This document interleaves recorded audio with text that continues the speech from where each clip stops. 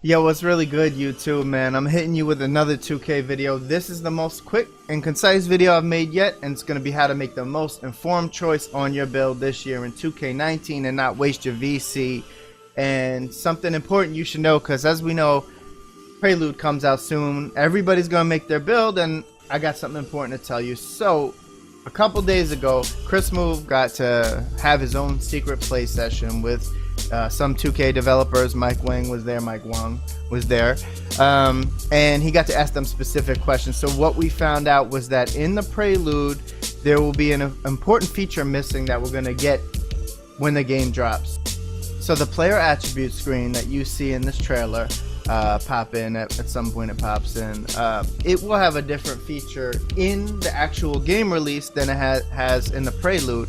So pretty much this is super important. So what it does in the game release is it will show you exactly how everything affects your player cap attribute caps. So if you change the width of your shoulders, it shows exactly what it changes in your caps, which we've never seen. So we'll get a better look at that when the game releases, because they'll have an actual chart that shows how each of these things affect it. So you put your weight up a little bit, this goes down, this goes up. You do this, it affects this. So that's a thing you guys got to know to make an informed decision. So whatever you do in the Prelude, enjoy your character, make who you want to make, but keep in mind there will be better information for you available when the game releases. So you want to look at how your build maxes out in these attributes. Now the next thing, guys, is that they confirmed that they wanted to make positions have more variation this year.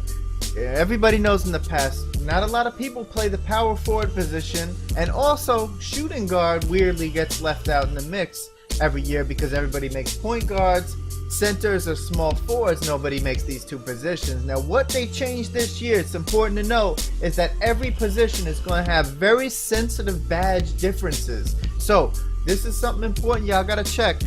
Make sure when the game releases that you are looking, because in that player attribute screen where you see things change as you change the height, strength, weight of your character, where you see all these different changes, you will also see all the different badges you get from each combination of archetypes and from position. So shooting guards and power forwards will have unique badge combinations within different archetypes that no other class has. So they're trying to make power forwards more relevant and shooting guards more relevant. So nobody knows how these badge combinations are going to be different yet, but they confirmed that there's a lot of variation. So you really want to pay attention to how changing your position makes the character the way you want to play. Like for me, I want to be China Clay, 3&D, most effective I can be. I gotta look at these badges, bro. I gotta look at them from a shooting guard perspective. I was gonna make him a small forward. Now I gotta think about shooting guard,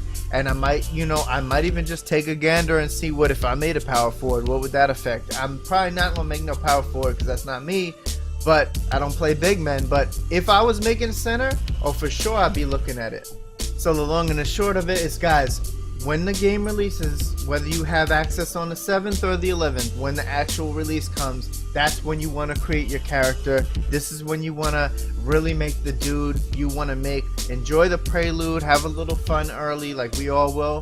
But yo, when the game drops is when you're going to make the important decisions, because I know for me, badges are OP. My Hall of Fame Limitless and fucking Deep Range Deadeye proved it last year, and we'll see what I get this year. But I'm definitely trying to min-max. As you've seen in my last video, I talked about min-maxing, and it's important to look at these things. So guys, make an informed choice. Don't waste your VC. Don't just go with your Prelude character right into the season.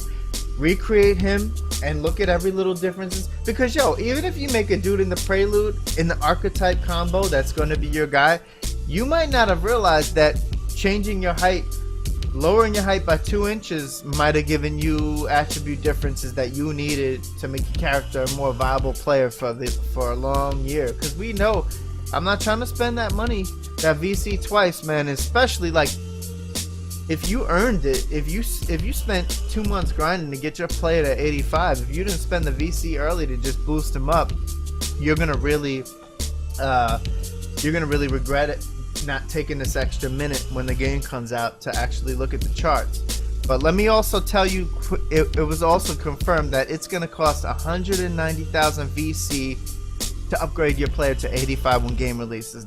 Chris Move and Mike Wang also confirmed that. So just keep that in mind too. They up to their old shit with the VC, man. Anyway, guys, I'm out. Subscribe, like, hit me up. The only channel you got that's a fucking non-for-profit, because I have my own career. I don't spam you guys with videos because of one reason. I only make a video when it's important for y'all, and I feel like I gotta put something out for the people, something I thought about. Anyway, hit that like button, hit that sub button, hit me up. We'll be talking 2K all year. Hit me up, Drew Esco, PS4. Add me as a friend. Let's run this year.